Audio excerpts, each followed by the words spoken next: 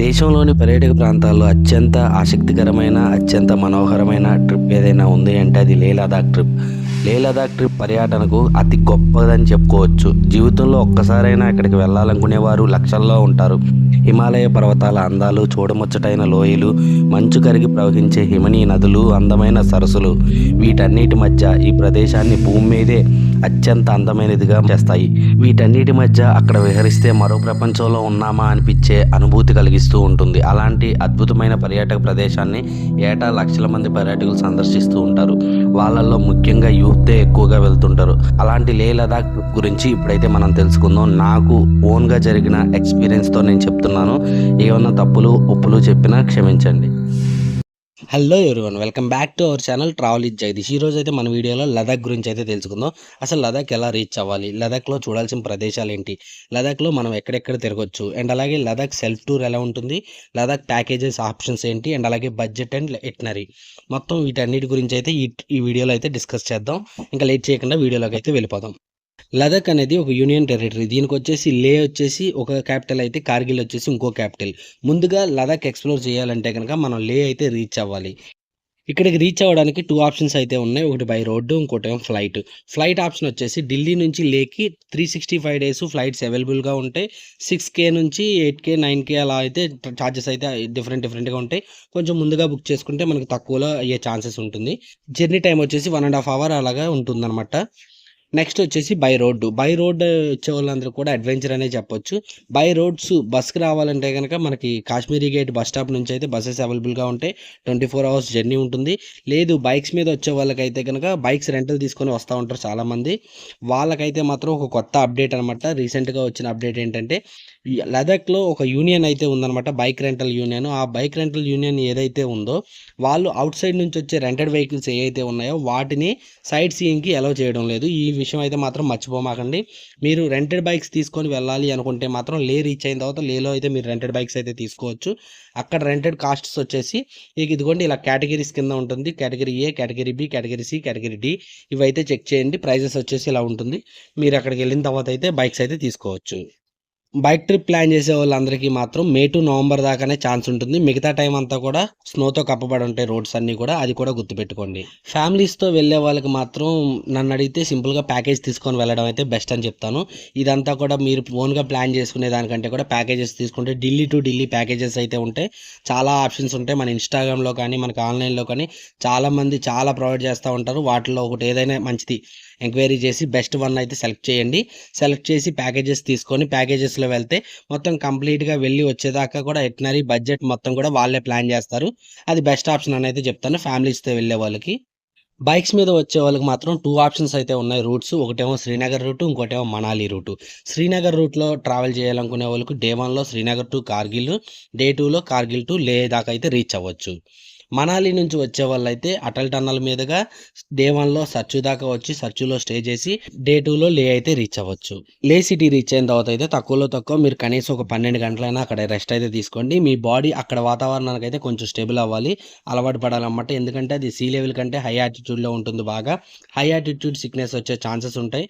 Oxygen levels కూడా చాలా తక్కువగా ఉంటాయి. కాబట్టి ముందుగా అక్కడ వాతావరణానికి మన బాడీ అడ్జస్ట్ అవ్వాలి. కాబట్టి అక్కడ తక్కువలో తక్కువ ఒక 12 గంటలైనా సరే రెస్ట్ అయితే తీసుకోండి.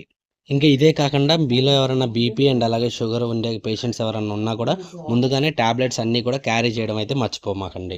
నెక్స్ట్ వచ్చేసి లేలో చూడాల్సిన ప్లేసెస్ గురించి అయితే మాట్లాడుకుందాం. లే వచ్చిన వాళ్ళు బైకర్స్ విడిగా ఉంటారు అండ్ అలాగే ఫ్యామిలీ మెంబర్స్ సపరేట్గా ఉంటారు. వీళ్ళల్లో ముందుగా మనం ఫ్యామిలీ మెంబర్స్ వచ్చిన వాళ్ళు అయితే వాళ్ళ ప్లాన్ గురించి అయితే మాట్లాడదాం.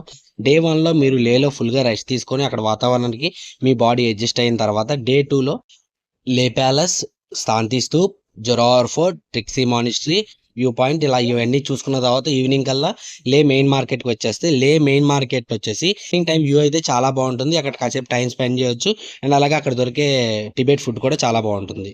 డే 3లో అయితే సంగం రూట్ అయితే ప్లాన్ చేసుకోవచ్చు. సంగం రూట్లో అయితే కనుక మనకి హాల్ ఆఫ్ ఫ్రేమ్ అండ్ అలాగే Indus river view point, Pathar Sahib gurdwara వీటితో పాటు సంగమాగా అయితే రీచ్ అవుతాం. సంగం దగ్గర రీచ్ అయిన తర్వాత అక్కడ చాలా అడ్వెంచర్ యాక్టివిటీస్ అయితే ఉంటాయి. ఈ ప్లేసెస్ అన్నీ ఎక్స్ప్లోర్ చేయడానికి మనకి ఇన్నర్ లైన్ పర్మిట్తో అయితే పని లేదు. కానీ ఇక్కడ నుంచి లదాఖ్లో ఇన్నర్ లైన్ ఏదైతే నోబ్రా వ్యాలీ కానీ, ప్యాంగాంగ్ లేక్ కానీ, ఇలా మోరీరీ లేక్ కానీ ఇవన్నీ రీచ్ అవ్వాలంటే మాత్రం మనకి ఇన్నర్ లైన్ పర్మిట్ అయితే కావాలి. మీరు తీసుకున్న హోటల్స్లో కానీ, ప్యాకేజెస్లో కానీ అక్కడ వాళ్ళైతే ఇన్నర్ లైన్ పర్మిట్ అయితే తీసుకొస్తారు. లేదు మీరు ఓన్గా వెళ్ళారు, మీరు సొంతంగా ప్లాన్ చేసుకున్నారైతే కనుక మీరు www.lahdclaypermit.inలో అయితే మీరు పర్మిట్ అయితే తీసుకోవచ్చు. డే 4లో Leh to Nubra valley route అయితే ప్లాన్ చేసుకోండి. ఈ రూట్లో Khardungla pass, Nubra valley, sand dunes and మానిస్ట్రీని అయితే విజిట్ చేయొచ్చు. ఇక్కడికి వెళ్ళిన తర్వాత మనకి క్యాంపింగ్ స్టే అయితే అవైలబుల్గా ఉంటుంది అండ్ అలాగే హోమ్ స్టేస్ కూడా అవైలబుల్గా ఉంటాయి. కార్దుంగ్లా పాస్లో మనం స్నో చూసే ఛాన్సెస్ ఉంటాయి. ఇక్కడ నుంచి నెక్స్ట్ డే 5లో ప్యాంగాంగ్ లేక్ అయితే ప్లాన్ చేసుకోండి. ప్యాంగాంగ్ లేక్ వెళ్ళడానికి ఆల్మోస్ట్ ఒక 200 కిలోమీటర్స్ జర్నీ చేయాల్సి ఉంటుంది. ప్యాంగాంగ్ లేక్ రీచ్ అయిన తర్వాత అక్కడ వ్యూ పాయింట్ అవన్నీ ఎక్స్ప్లోర్ చేసిన తర్వాత అక్కడ నైట్ స్టే అయితే చేయండి. అక్కడ కానీ డూర్బింగ్లో కానీ అక్కడ స్టే అయితే అవైలబుల్గా ఉంటుంది, అక్కడ స్టే చేయొచ్చు. డే 6లో మీరు లే అయితే రీచ్ అవ్వాల్సి ఉంటుంది. లే రీచ్ అవ్వడానికి చాంగ్లా పాస్ మీదుగా రావాలి. ఈ రూట్ అయితే కొంచెం చాలా కచరా పిచ్చరాగా ఉంటుంది అనమాట. కొంచెం ఓన్ వెహికల్స్తో వెళ్ళే వాళ్ళకైతే కొంచెం ఇబ్బంది అనే చెప్పాలి. ఇక్కడ కనుక మన వెహికల్స్ అయితే డ్యామేజ్ అయితే మాత్రం కొంచెం చాలా ఇబ్బంది అయ్యిద్ది అనమాట. బ్యాకప్ వెహికల్స్ అయితే ఉంటాయి. మన బైక్స్ ఏమైనా డ్యామేజ్ అయితే వాటికైతే 1000 రూపీస్ ఛార్జ్ చేస్తారు. అదే కార్స్ అయితే కనుక 4,000 to 5,000 దాకా అయితే ఛార్జ్ చేస్తారు. నెక్స్ట్ వచ్చేసి బడ్జెట్ గురించి మాట్లాడుకుంటే ఈ మొత్తం ట్రిప్ని లే రీచ్ అయిన తర్వాత 6 days అండ్ అలాగే 5 nightsలో అయితే కంప్లీట్ చేయొచ్చు. ఆల్మోస్ట్ ఒక 5 days అయితే మనం హోటల్స్లో స్టే చేయాల్సి ఉంటుంది. హోటల్ కాస్టెస్ వచ్చేసి 2000 to 2500 అయితే ఉంటుంది. పర్ డేకి వచ్చేసి ఫుడ్కి అయితే 800 రూపీస్ దాకా ఖర్చు అవుతుంది. పర్ డే మనం ఈ మొత్తం ట్రిప్ని తిరగడానికి ట్రాన్స్పోర్టేషన్ ఖర్చు వచ్చేసి 5000 దాకా లెక్కేసుకోవచ్చు. అండ్ అలాగే పర్మిట్కి వచ్చి 1000 రూపాయలు. అదే కనుక మీరు ఇద్దరు కలిసి వస్తే కనుక హోటల్స్కి ఒక 10,000లో కంప్లీట్ చేసుకోవచ్చు. అండ్ మీల్స్కి ఒక 8,000, అలాగే ట్రాన్స్పోర్టేషన్ ఒక 25,000, పర్మిట్ వచ్చేసి 2,000, మొత్తం వచ్చేసి 45,000 అయితే ఈ ట్రిప్ని అయితే కంప్లీట్ చేసుకోవచ్చు. ఇవే కాకుండా మనం లే రీచ్ అవ్వడానికి ఢిల్లీ టు లే మళ్ళీ అండ్ అలాగే లే టు ఢిల్లీ అయితే ఛార్జెస్ అయితే సపరేట్ అన్నమాట. మీరు అది టైం తక్కువ ఉంది, మీరు ఫ్లైట్కి రావాలి అనుకుంటే కనుక ఆల్మోస్ట్ 2 మెంబర్స్కి వచ్చేసి 25 నుంచి 30,000 దాకా అయితే అవుతుంది. లేదు మీరు లోకల్ ట్రాన్స్పోర్ట్ యూస్ చేసి తక్కువ ఖర్చులో తిరగాలి, సోలో ట్రావెల్స్ అయితే కనుక మీకు బస్ ఆప్షన్స్ కూడా ఉంటాయి. కానీ టైం అయితే కొంచెం ఎక్కువగా తీసుకుంటుంది.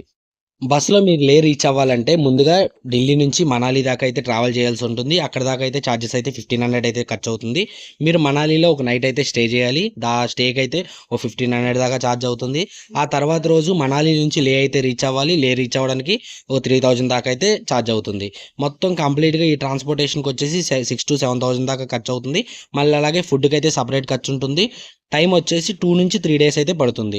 ఈ మొత్తం ట్రిప్ని అయితే కనుక మీరు రిస్క్ లేకుండా, రోడ్స్లో ప్రాబ్లం లేకుండా ఈజీగా రావాలంటే కనుక ముందుగా మీరు ఫ్లైట్ టికెట్స్ అయితే బుక్ చేసుకుంటే 7,000 to 8,000 అయితే ఫ్లైట్ టికెట్స్ అయితే దొరుకుతాయి. 1.5 hourలో అయితే మీరు లే అయితే రీచ్ అవ్వచ్చు ఢిల్లీ నుంచి. నెక్స్ట్ వచ్చేసి బైక్ ట్రిప్ ప్లాన్ చేసే వాళ్ళకి కూడా ఆల్మోస్ట్ ప్లాన్ ఇలాగే ఉంటుంది. కానీ మీరు వేసుకొచ్చే బైక్ని బట్టి, వచ్చే మైలేజ్ని బట్టి మీ బడ్జెట్ కూడా మొత్తం డిఫరెన్స్ ఉంటుంది. ఆల్మోస్ట్ లే నుంచి ఢిల్లీ నుంచి లే అయితే మొత్తం ఈ ఎంటైర్ ట్రిప్ మొత్తం కూడా ఆల్మోస్ట్ 3,000 కిలోమీటర్స్ అప్రాక్సిమేట్లీ ఉండొచ్చు. ఈ ట్రిప్కి మీకు పర్మిట్స్ అయితే సేమ్ పర్మిట్స్ అనమాట. మీరు బైక్స్లో వచ్చేటప్పుడు అయితే శ్రీనగర్ రూట్లో ఇంకా చాలా ఎక్కువైతే ఎక్స్ప్లోర్ చేయొచ్చు. గుల్మర్గు, సోన్మర్గు అండ్ అలాగే ఓల్డెస్ట్ ప్లేస్ అనమాట ద్రాసు, ఆ ప్లేస్ని కూడా ఎక్స్ప్లోర్ చేయొచ్చు. అండ్ అలాగే కార్గిల్ వార్ కార్గిల్ ఇవన్నీ కూడా ఎక్స్ప్లోర్ చేసుకుంటూ రావచ్చు. రిటర్న్ వచ్చేటప్పుడు మనాలి రూట్ అయితే ప్లాన్ చేసుకోండి, ఇంకా బాగుంటుంది. ఈ కంప్లీట్ ఇన్ఫర్మేషన్ మీకు నచ్చినట్లయితే లైక్ చేయండి. ఇంకేమైనా డౌట్స్ ఉంటే కామెంట్ చేయండి, నేను కామెంట్ సెక్షన్లో రిప్లై ఇస్తాను. వీటితో పాటు మీ ఫ్రెండ్స్లో ఎవరైతే లదాఖ్ ప్లాన్ చేస్తున్నారో వాళ్ళకి ఈ వీడియోని షేర్ చేయడం మాత్రం మర్చిపోమాకండి. ఇలాంటి మరిన్ని వీడియోస్ కోసం ఛానల్ సబ్స్క్రైబ్ చేసుకుని పక్కనే ఉన్న బెల్ ఐకాన్ మాత్రం క్లిక్ చేయడం మర్చిపోవద్దు.